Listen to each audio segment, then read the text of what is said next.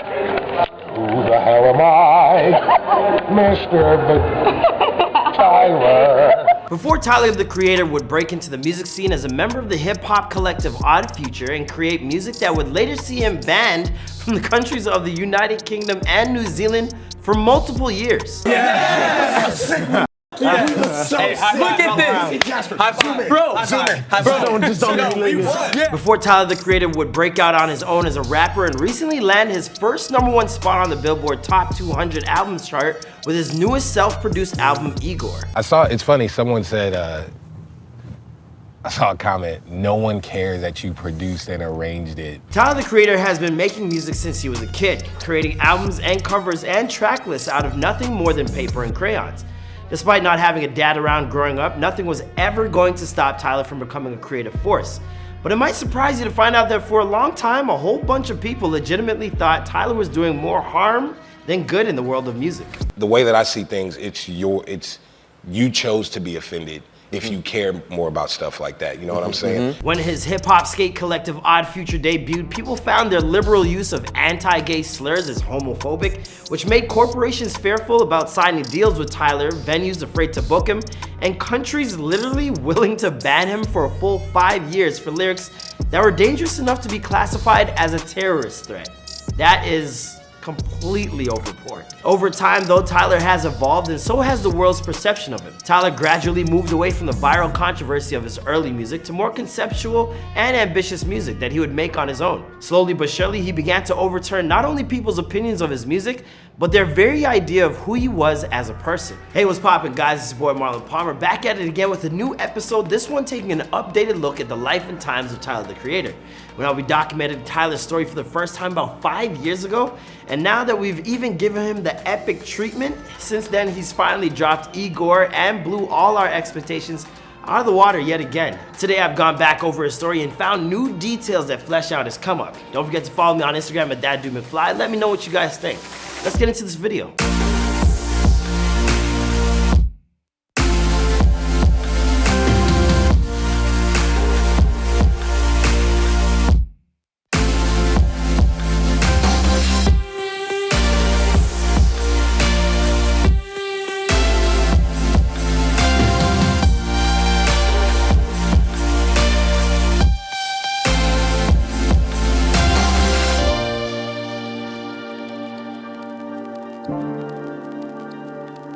Tyler, the Creator, was born Tyler Gregory Okonma on March 6, 1991 in Ladera Heights, California. Tyler spent his early days growing up in that district of LA County as well as nearby Hawthorne. The son of a Nigerian father and American mother of mixed African-American descent, as well as European-Canadian heritage, Tyler never knew his father all that well. Focus. Your dad's here. He met him once when he was only 12, but Tyler has no memory of the event. Instead, his childhood was primarily defined by his relationship with his mother. Don't worry, bro, I know that feeling oh too well. I don't know where my dad is. All right. That's my mom, if y'all wondering. His mom loved to play jazz music around the house, and that would help inspire her young son's creative juices. When Tyler was still only 7, he would create his own imaginary albums by cutting out artwork of magazines and slipping them into an empty CD case with a handwritten list of song titles he had created. Some of his earliest influences might seem obvious, but those were Andre 3000, Missy Elliott, and Sade, who allowed his 9-year-old self to realize when it comes to music, there should be no boundaries at all. I remember being like 4 or 5 and just coming across all those albums, and like that really shaped like my ear for sound. When Tyler was around 12 is when he realized that he could live his life or something bigger. He was sitting in church with his mom, bored out of his mind, when he turned to her and asked, "Is God real?" And she was like, "Hey, listen, I'm a Christian woman, but you can believe in whatever you want, okay?" When she said that, it really opened my eyes. Last time I asked my mom if God was real, she slapped me in the face with the Bible, and suddenly I was in a suit, so Tyler's a pretty lucky guy. From that point on, music became Tyler's higher calling. He started making beats, and his mom's friend gifted him some production software known as Reason to experiment with. At this point, Tyler was still a young kid with lots of different interests, and when he wasn't exploring the world of music, he was focused on his other passion of skateboarding. He got his first skateboard at the age of 12 and taught himself how to use it by playing Tony Hawk Pro Skater 4, at least that's what he told the man himself. I got into skateboarding because my friends did. And this is around like Tony Hawk Pro Skater 4 around 2002. As corny as that sounds, that's my shit.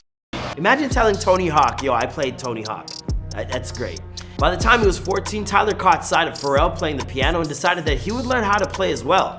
So his mom bought him a keyboard and he set to work teaching himself how to use it. When he learned how to play the opening bars to Outkast's She's Alive, he was thrilled. Not long after, he taught himself how to play the drums next. Tyler spent a great deal of time on his own, teaching himself these things, and the reason why might have something to do with the fact that as a kid he moved around a whole bunch. In fact, Tyler attended 12 different schools in 12 years as he bounced all over Southern California. By the time he was a teenager, his mom had moved to Sacramento, so Tyler stuck with his grandma for 4 years, where he would sleep on the floor because, well, there wasn't enough room for an extra bed. It was around this time when Tyler began forging connections with kids his own age who had similar interests. Guys like Jasper, Taco, and Lucas, who would let Tyler stay at their place or cook him a meal when he had nothing else to eat. They were some of the toughest days in his life, and there were even times when he would steal items from cars to pawn them off just to make enough money for a McDonald's meal. While finishing up high school, Tyler eventually got a job working at FedEx, but that only lasted a few days. He'd move on to a gig at Starbucks, which he would actually hold down for a couple years before he was fired. Something he cites as the best thing that ever happened to him, as it finally allowed him the time to focus on his passion for music. I've literally never heard anyone that works at Starbucks saying, this is the best time of my life. This is the moment. You, alright? In the late 2000s, Tyler began posting his creative expressions to his MySpace page, which included sketches, videos, and of course music. It was this MySpace profile where he would discover his eventual stage name when he titled his profile Tyler the Creator. His page eventually began to take off and he rolled with the name from that point forward. After a short interlude at community college in West Los Angeles to study film, Tyler eventually dropped out to pursue his dreams of making music full-time. Enter Odd Future, or as they were originally titled, Odd Future Wolfgang Kill Them All. I remember the first time I heard the name, I was literally convinced it was a heavy metal band because I'd never heard a name like that in hip-hop, ever. I drew that. I have nice versions of this. Yeah.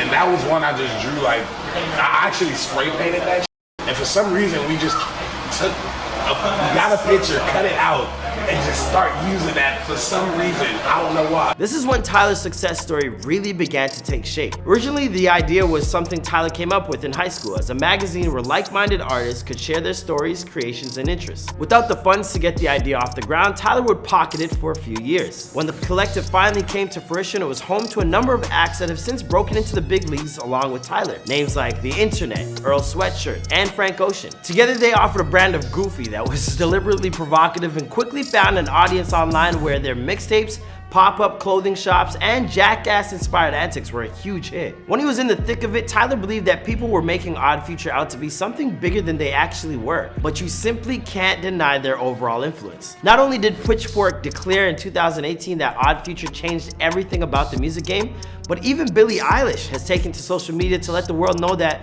without Odd Future, she wouldn't be around either. Odd Future would record music at Taco's house, whose sister Sid was a member of the collective as well. When they finished a track, they'd send it out to different hip-hop blogs, hoping for some traction, but not really gaining any. Just when things looked like they weren't going anywhere and the members of the collective started counting their pennies to return to school, UK magazine The Wire got a hold of their stuff and wrote a feature piece on them for one of their issues. From that point forward, Odd Future was on their way, getting attention from the likes of Fader, MTV, and Hypebeast, whose message boards Tyler was a member of. But with all the eyeballs coming their way, it was inevitable that negativity would set in. While a large portion of people raved about their creativity and conceptual execution, many others were shocked by the content of Odd Future's lyrics, which were often considered to be homophobic and misogynistic. But the collective refused to let the haters get them down, releasing their first full project, The Odd Future Tape, in 2008, which further built them a die-hard fan base. A year later, Tyler would break off for his own solo project, an album titled Bastard, which he produced on Fruity Loop software and then released independently online. His already growing fan base responded further to his brutal lyrical honesty and stripped down instrumentals. It also got him the attention of potential managers, people like Kelly Clancy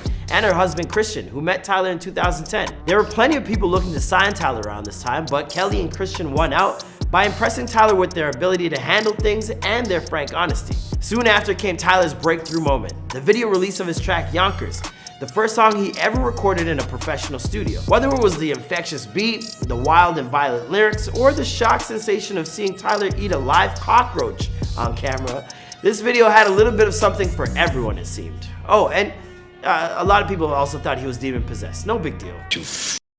Cockroach. In 2011, Tyler would win Best New Artist at the MTV Video Music Awards, and he would sign a one-album deal with British independent label XL Recordings. That album would turn into Goblin, and not long after, Tyler would release a brand new creative endeavor, an Adult Swim television series titled Lorder Squad, where he and his buddies could refine their unique sense of humor. The show was amazing, by the way. After the release of Goblin, Tyler turned his attention towards a progression of his sound and style. He killed his features with the likes of Pusha T and The Game and dropped his next studio release, Wolf, in 2013, an album that would sell 90,000 copies in its first week and debut at number 3 on the Billboard 200 chart. Everything was going splendidly until he landed the UK tour in support of his newest album, Cherry Bomb. At that point, he was taken into a detention room and shown lyrics from some of his old work that, in the UK's opinion, encouraged violence and intolerance of homosexuality and fostered hatred with views that seek to provoke terrorist acts. Seriously, those were their words. And guess what? They weren't the only ones throwing around these types of charges. 21-year-old Jack Christensen was charged with making terroristic threats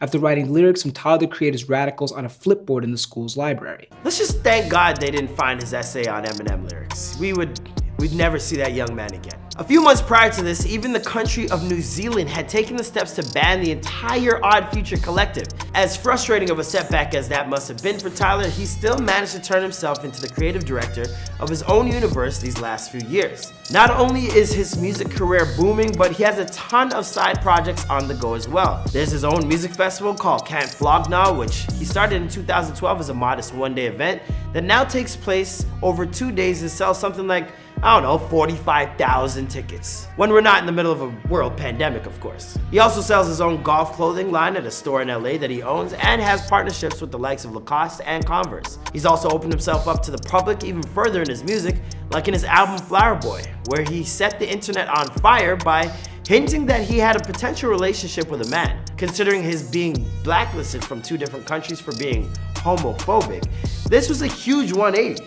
But the truth is, Tyler had been trying to tell the world about his falling in and out of love with men for a while already. A year before that album dropped, Tyler posted the following picture he had drawn to Twitter. And prior to even that, he had tweeted this. So yeah, the signs were there. We just weren't paying attention. Most recently, Tyler has released his most successful album to date, Igor. And for a young man that has had his Grammy acceptance speech ready to go since he was a kid, this past January, he finally got to use it. For trusting my ideas and putting up with my annoying, hyperactive energy since we were children, but always being there. As for the rest of Tyler's story, well, that's for another time and another video. After all, this is Before They Were Famous. Let me know what you guys thought of Tyler's story in the comments down below. And don't forget to follow our series on Instagram at Before They Were Famous if you want to vote on what's next. And I'll see you guys in the next video. Bye.